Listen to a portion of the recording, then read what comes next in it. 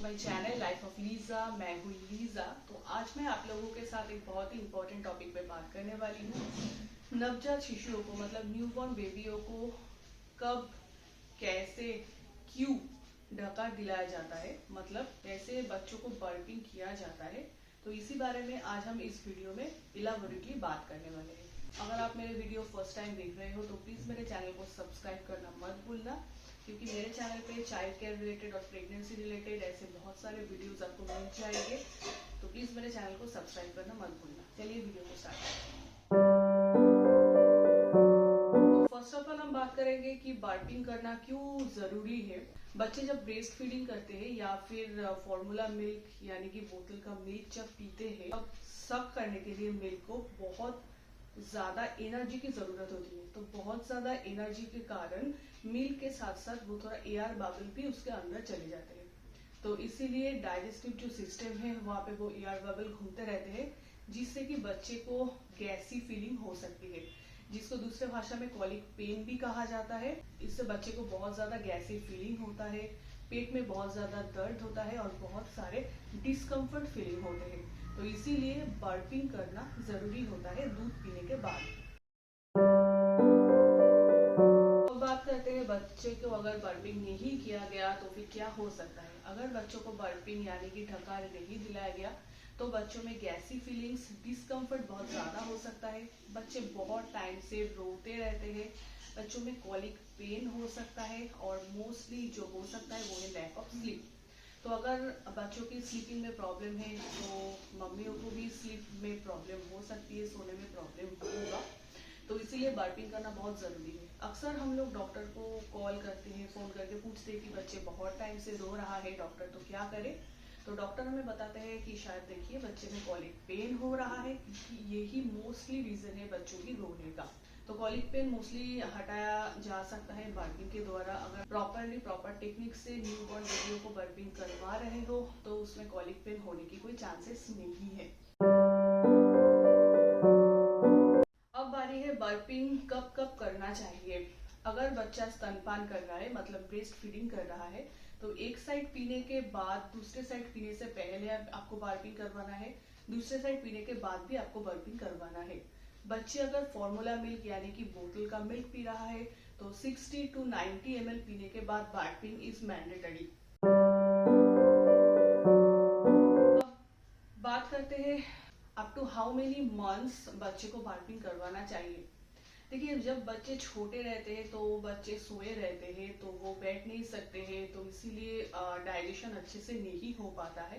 तो इसीलिए 0 to 4 months तक जब तक बच्चे बैठना शुरू नहीं करते तब तक बर्पिंग करना मैंडेटरी है। तो और कभी कभी बच्चे के मुंह से जो दही जैसा निकलता है वो मोस्टली 9 to 10 मंथ्स तक होते हैं। मोस्टली 80% केसेस में आफ्टर 10 मंथ्स बच्चे के मुंह से वो दही जैसा निकलना, स्पीट अप होना वो कम हो जाते हैं।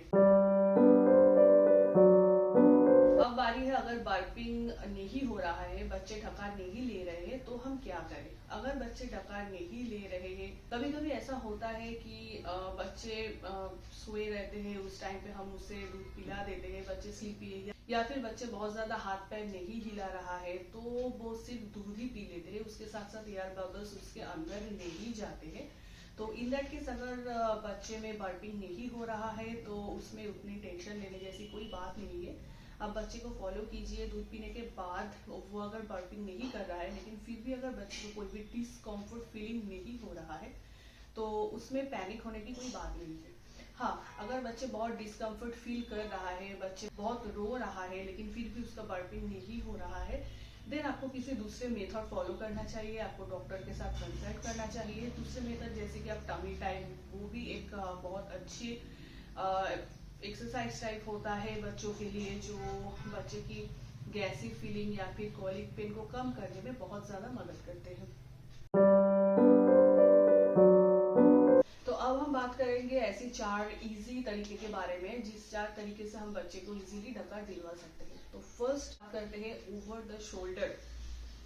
ओवर द शोल्डर मतलब बच्चे के जो सर है, बच्चे के सर को अपने कंधे के ऊपर ठीक से रखिए और प्रेस एंड रिलीज, बच्चे के पीठ में प्रेस एंड रिलीज ऐसे करते रहिए तो बच्चे इजीली ढकार देंगे।